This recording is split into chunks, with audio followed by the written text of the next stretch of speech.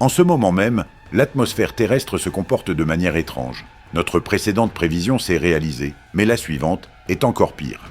40 degrés en Allemagne, 42 en Espagne, la France a déclaré par anticipation l'état d'urgence dans pas moins de 54 régions. En Russie, une tornade là où l'on n'en avait jamais vu, et un nouveau cyclone inquiétant. Dans l'océan Pacifique, un super typhon prend de la puissance et frappera les côtes dans à peine 48 heures. Et au-dessus de l'Atlantique, des cyclones se forment avec des rafales de vent que les météorologues comparent à la force d'un ouragan.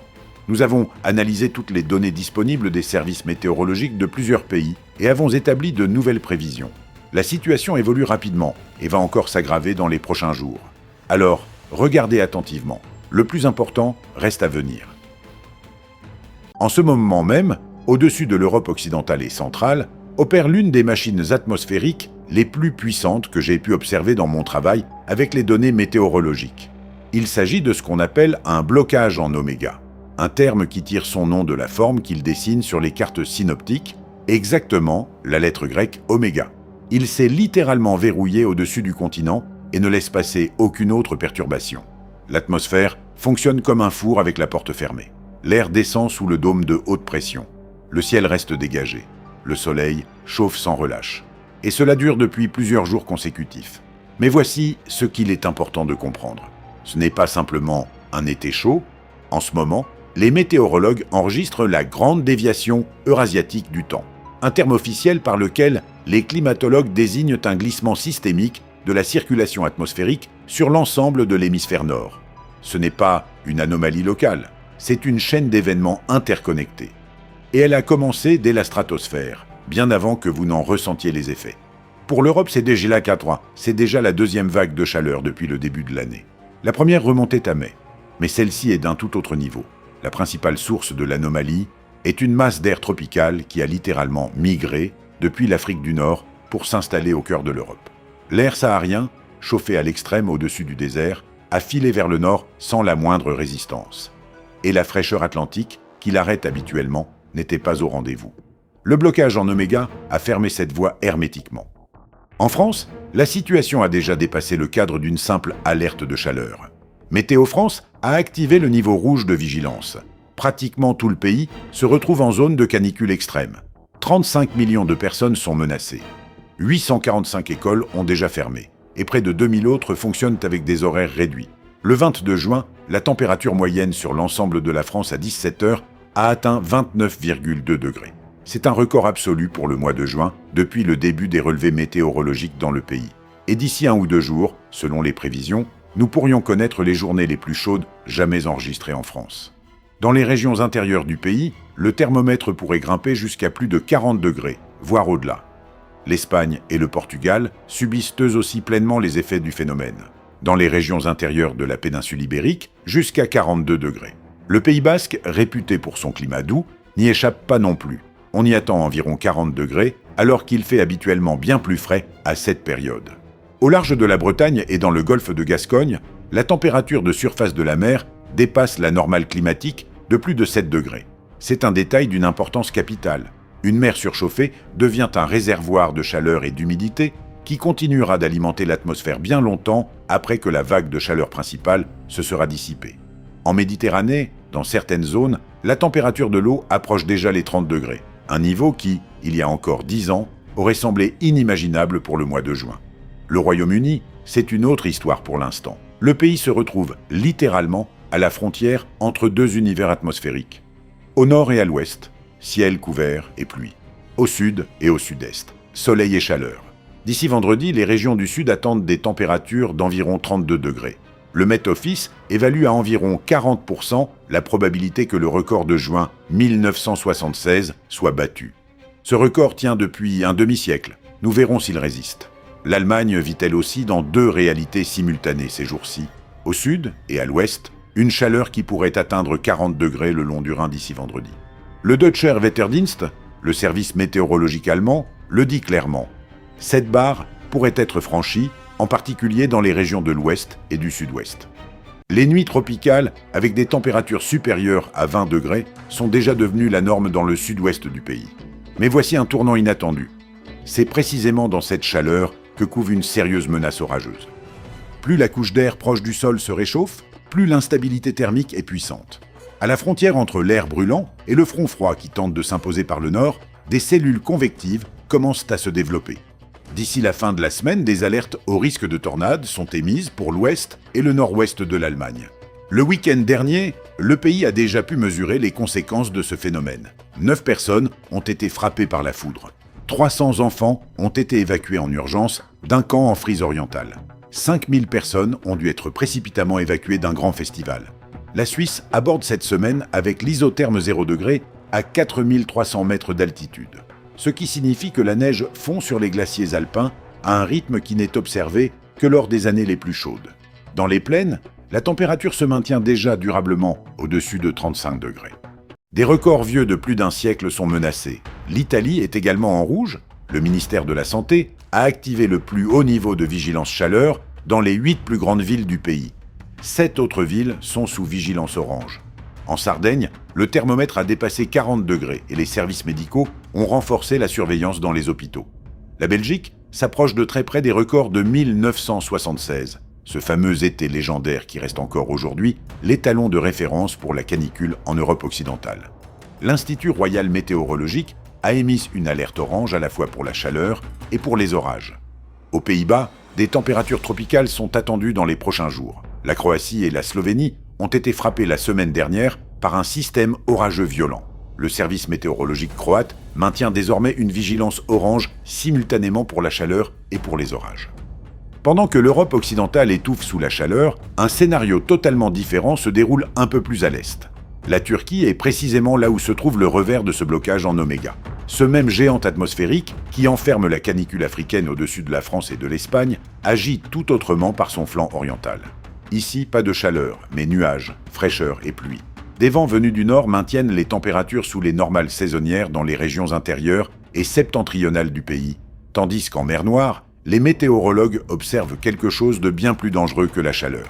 En effet, sur le flanc et du blocage en oméga, une dépression atmosphérique s'est formée. Si elle se creuse et se transforme en cyclone isolé sur la mer Noire, un scénario que les météorologues jugent tout à fait plausible, de violentes précipitations pourraient s'abattre littéralement sur toutes les côtes de la mer Noire. Si la dépression reste bloquée au-dessus de la mer, les pluies pourraient tomber plusieurs jours d'affilée sans que les cours d'eau puissent s'écouler normalement.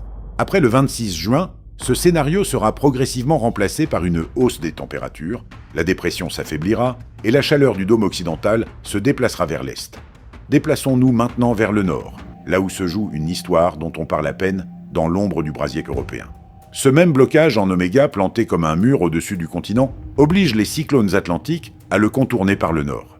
Ils ne peuvent pas percer la zone de haute pression, alors ils remontent vers l'Islande, vers les latitudes arctiques, puis plongent le long de la périphérie nord du blocage.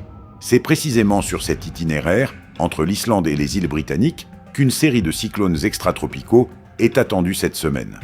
Sur les reliefs et les zones exposées, les rafales de vent pourraient atteindre 180 km à l'heure. Pour le mois de juin en Europe du Nord-Ouest, c'est totalement hors norme.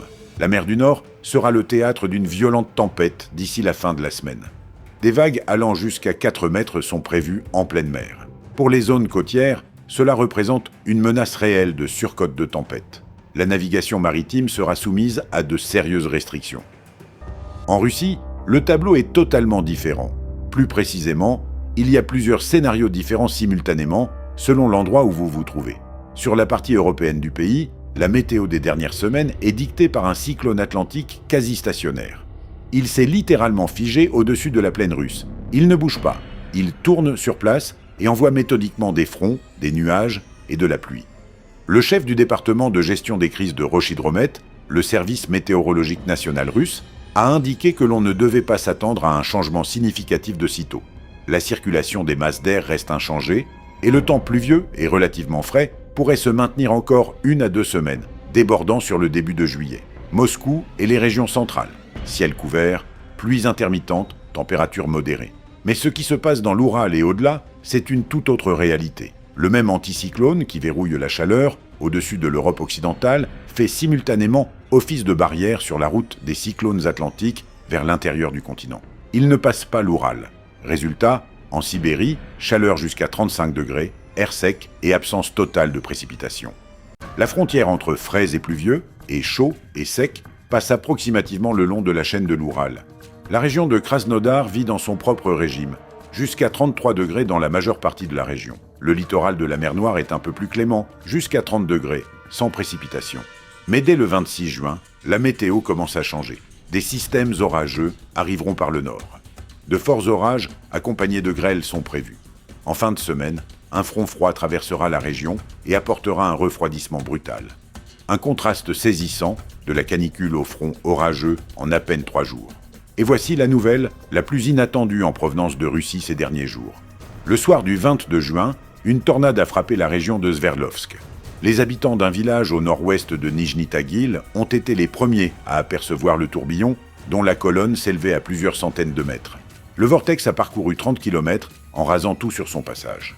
Des dizaines de maisons ont été sévèrement endommagées. 25 voitures ont été réduites à l'état de ferraille. Les toits de 40 bâtiments ont été arrachés, des pylônes électriques ont été renversés et plus de 4000 foyers se sont retrouvés sans électricité.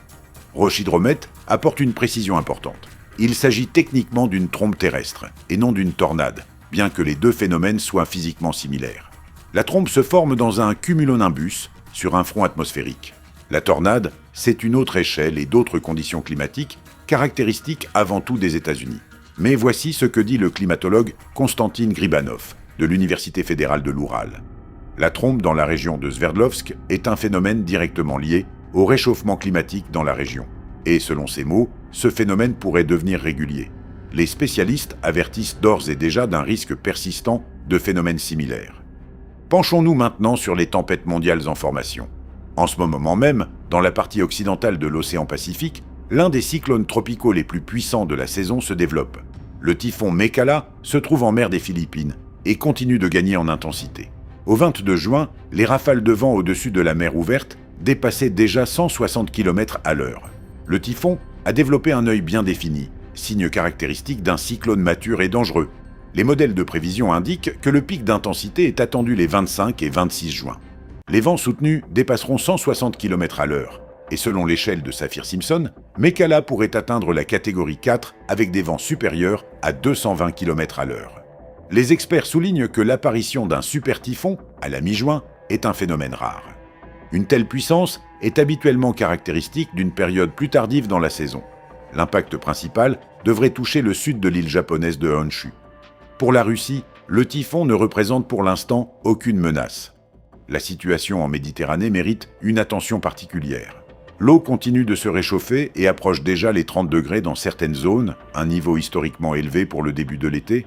C'est précisément ce type de conditions qui crée les prémices des médicanes, des cyclones méditerranéens dont la structure ressemble à celle des ouragans tropicaux. La tempête János en 2020 et Daniel en 2023 ont prouvé que ce phénomène est bien réel. Nous continuons de suivre la situation de près. En attendant, n'hésitez pas à consulter nos autres vidéos sur les menaces naturelles sur notre chaîne YouTube. Vous y trouverez des informations tout aussi passionnantes.